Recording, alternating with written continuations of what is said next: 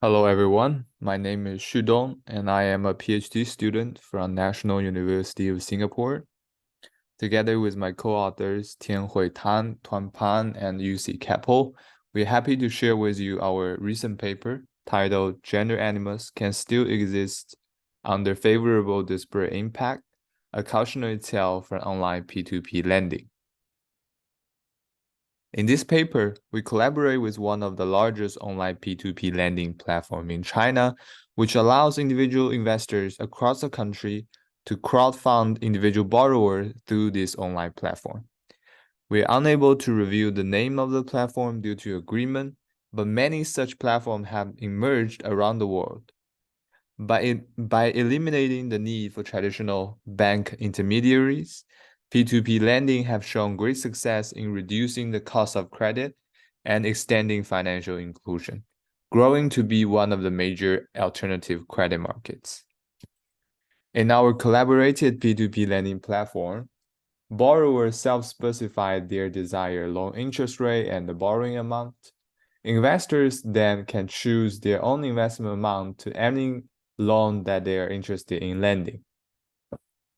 Finally, a loan is successfully funded if and only if the borrowing amount is fully subscribed. If a loan is only partially subscribed, then it will be considered unsuccessful and no money will be transferred to the borrower.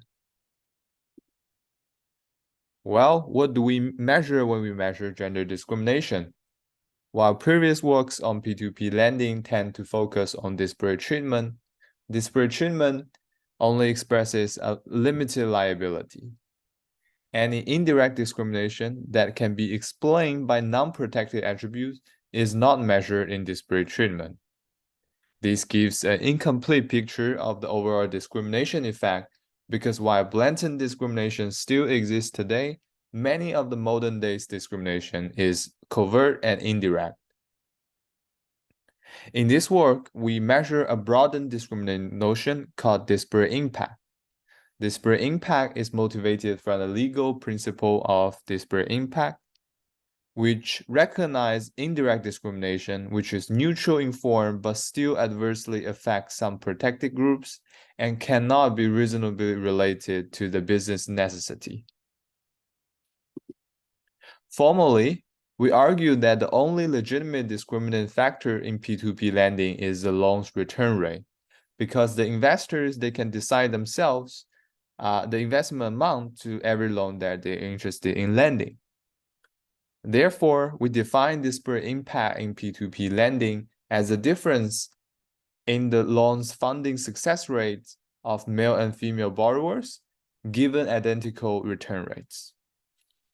Notably, we do not control for any other observed loan and borrower characteristics, which is typically done in estimating disparate treatment, but doing so overlooks potential indirect discrimination that might be mediated by these observed loan and borrower characteristics. The difficulty in estimating disparate impact is that the return rates are only observable for the loans that are actually funded. To overcome this difficulty, we develop a prediction-based estimation strategy using survival models to predict return rates for the loans that are unfunded. This estimation strategy might be of independent interest, but due to the interest of time, we will not delve into it here. On average, we find that female borrowers are around 4% more likely to be funded compared to male borrowers given identical return rates. And as shown on the right bottom figure here, the evidence of favorable disparate impact is very significant and very sharp for the loans that have return rates higher than 1.1. where most of the loans in our data are from. The evidence of disparate impact favoring female is marginal for the loans with return rate lower than 1.1.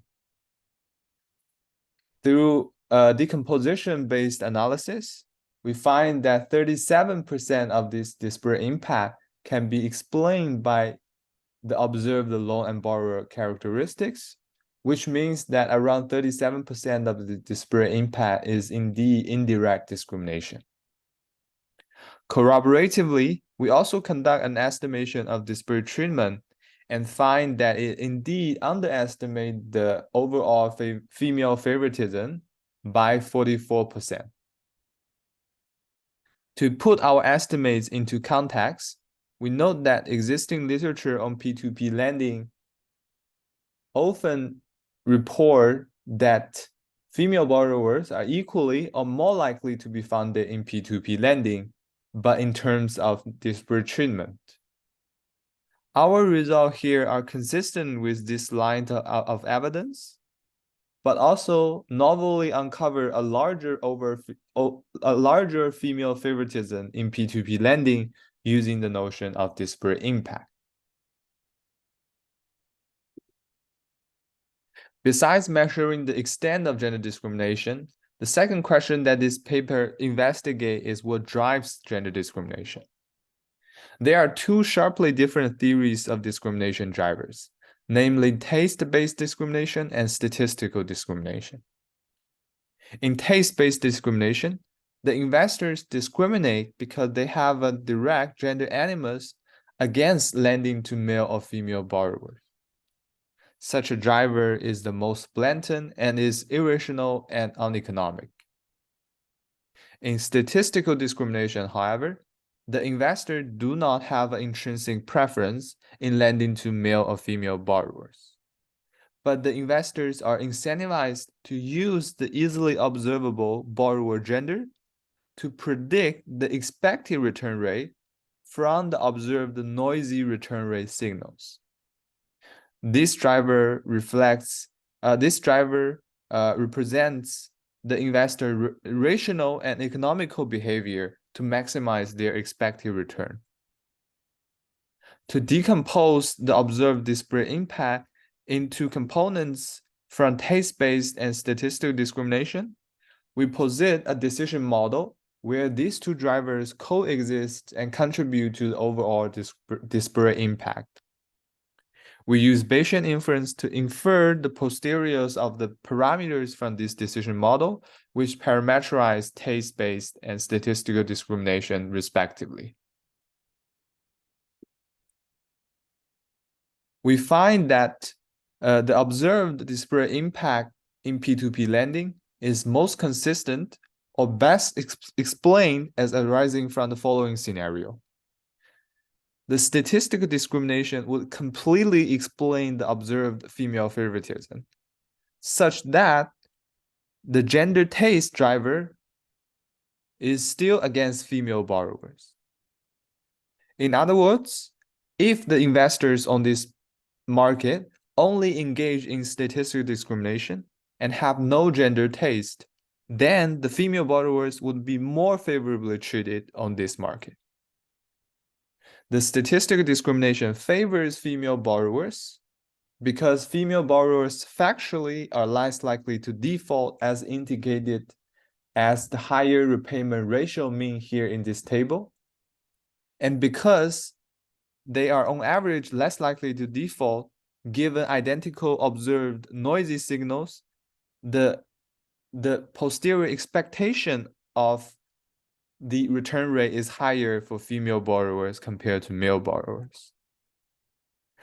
The gender taste driver is still against female borrowers because, as our estimate shows, that female borrowers still need to have a higher expected return rate of 1.099 compared to 1.079 for male borrowers. We conclude the paper with a discussion of our empirical estimates. We contend that gender gap still exists in financial access, and thus P2P lending market could be valuable in providing an alternative credit market where where female borrowers are naturally favored because they are more trustworthy. Compared to heavy-handed quota systems, this form of market affirmative action could arguably be more efficient in trying to closing the gender gap in financial access. But at the meantime, this paper also illustrates a real-world scenario where, although the overall discrimination effect favors female, the gender animus component is still against female, because it can be obscured by a substantial amount of statistical discrimination that is coexisting. The underpinning of this scenario is that multiple discrimination drivers can coexist and contribute to the overall discrimination. Finally, we hope our work could motivate more works along two directions. One is to measure a broader notion of discrimination similar to disparate impact. Second is to identify what drives discrimination beyond testing its existence or measuring its overall extent. Thank you for paying attention to our paper, and you can scan this QR code to take a look.